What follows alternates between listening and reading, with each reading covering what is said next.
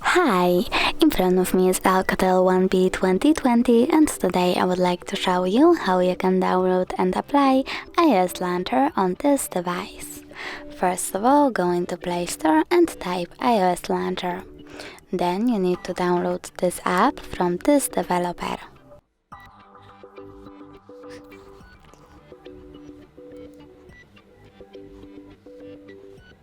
Now open it.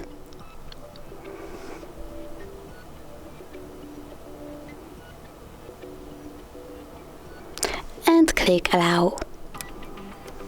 Then click Home button, go into Device Settings and scroll down. Choose Apps over here. Scroll down again, go into Default Apps and click on Home app. Over here you need to tap on iOS Launcher and tap Got it. As you can see, Apple layout was applied successfully on my ALCATEL device. Thanks so much for watching. If you enjoyed this video, don't forget to leave a like, comment and subscribe. Bye!